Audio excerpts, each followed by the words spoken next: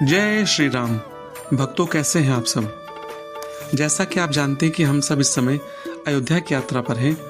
अयोध्या में प्रभु रामलला के दर्शन करने के बाद हम सब चल पड़े प्रभु राम के अनन्य भक्त हनुमान जी के दर्शन करने के लिए हनुमानगढ़ी की तरफ। रामलला के मंदिर से हनुमानगढ़ी की दूरी मात्र 300 मीटर है और आप इसको आसानी से पैदल चल के पूरी कर सकते हैं। जैसा कि आप जानते हैं कि अयोध्या में जब से राम मंदिर बना है तब से पूरे भारत के लोग यहाँ पे दर्शन करने को आते हैं और साथ ही साथ अन्य कई देशों के लोग भी यहाँ पे दर्शन करने के लिए आने लगे हैं, जिससे यहाँ पर भीड़ काफ़ी होती है। तो लोगों को असुविधा से बचाने के लिए बड़ी गाड़ियाँ रोक दी जाती हैं और लोगों को या तो ऑटो रिक्शा से या फिर पैदल चलने की सलाह दी जाती है।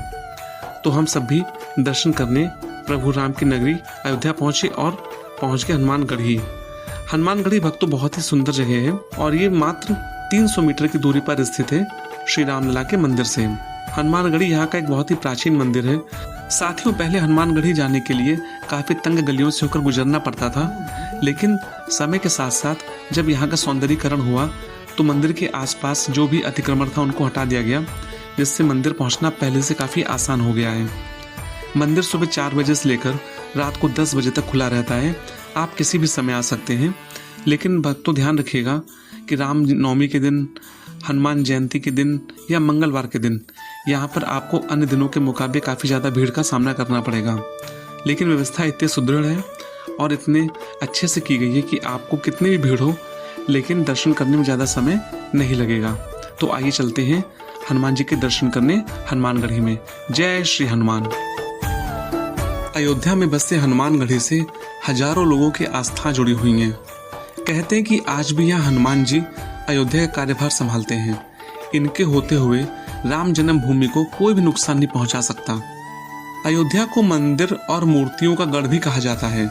यहाँ एक से बढ़कर एक मूर्तियां हैं और करीबन 8000 मठ और मंदिर हैं। इनमें से सबसे मशहूर है हनुमान जी का मंदिर, जिसे हम हनुमानगढ़ी कहते हैं।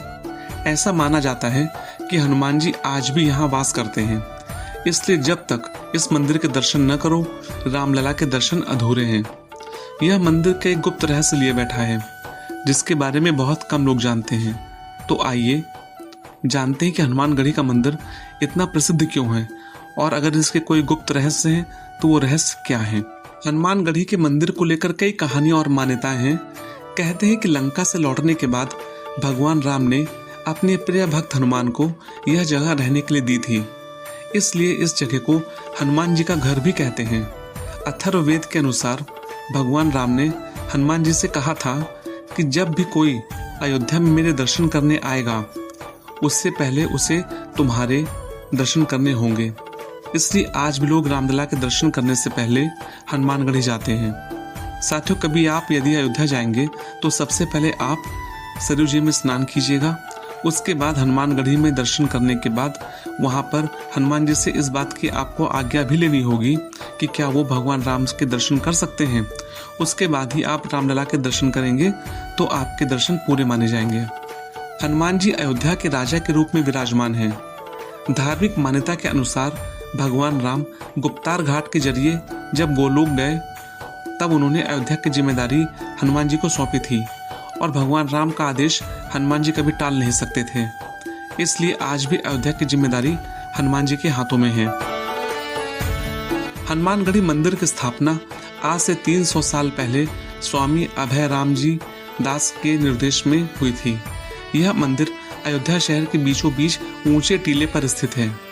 इसके दक्षिण में अंगद और सुग्रीव टीला भी बना हुआ है।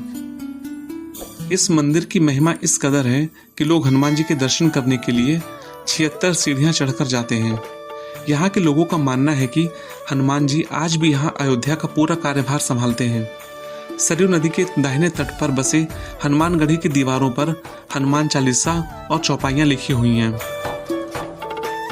धार्मिक मान्यताओं के अनुसार भगवान हनुमान जी अपने भक्तों की मनोकामना जरूर पूरी करते हैं।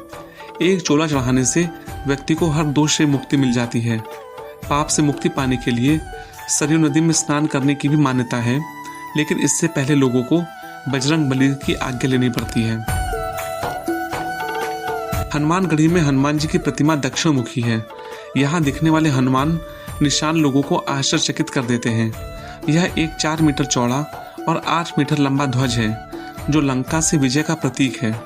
इसके साथ एक गदा और त्रिशूल भी रखा है। कोई भी शुभ कार्य करने से पहले अयोध्या में हनुमान निशान ले जाया जाता है।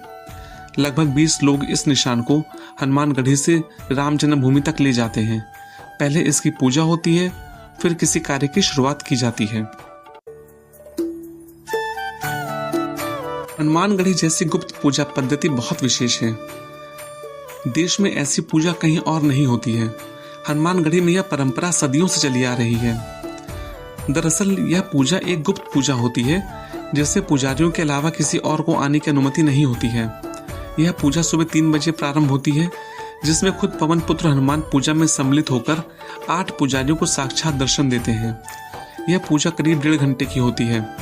सबसे अजीब बात यह है कि पुजारी ना तो इस पूजा के बारे में किसी को कुछ बताते हैं, ना ही कभी चर्चा करते हैं, क्योंकि उनकी भी एक मर्यादा है। मंदिर के पट सुबह 4 बजे श्रद्धालुओं के खुल जाते हैं और जो कि रात 10 बजे तक खुले रहते हैं। तो यदि आप भी अयोध्या जाने की सोच रहे हैं तो राम जी के प्रिय भक्त हनुमान जी के दर्शन भी अवश्य करें। तो साथियों, जैसा सोच रखा था उससे भी कई अच्छे दर्शन हमने हनुमान जी के किए और वहां से दर्शन करने के बाद मन को एक अजीब सी शांति मिली। इसके पश्चात हम सब मंदिर के बाहर निकले और मंदिर के बाहर निकलने के बाद अब इसका निकास द्वार अलग हो चुका है, यानी कि आप प्रवेश करेंगे कहीं और से और निकास करेंगे कहीं और। तो यदि आप कनक भवन या दशरथ महल जाने की योजना बना रहे हैं तो ये आपके लिए बहुत अच्छा है। आप निकलिए और वहीं से आगे बाएं मुड़ जाइए। तो लगभग 10 मिनट पैदल चलने के बाद आप पहले दशरथ महल पहुंचेंगे, वहां देखिए और उसके बाद आप थोड़ी दूर और चलेंगे तब कनक भवन आ जाएगा। तो साथियों, आप तो घूमेंगे ही घूमेंगे, इसके साथ हम भी आपको कनक भवन के दर्शन कराएंगे, जिसे हम अगली वीडियो में देखेंगे। तो साथियों, उम्मीद करता हूँ कि वीडियो आपको पसंद आई होगी। यदि वीडियो पसंद आई है तो चैनल को सब्सक्राइब, वीडियो को लाइक और शेयर जरूर कीजिएगा। मिलते हैं अगले वीडियो में जिसमें हम चलेंगे कनक भवन। तब तक के लिए जय श्री राम, जय हनुमान।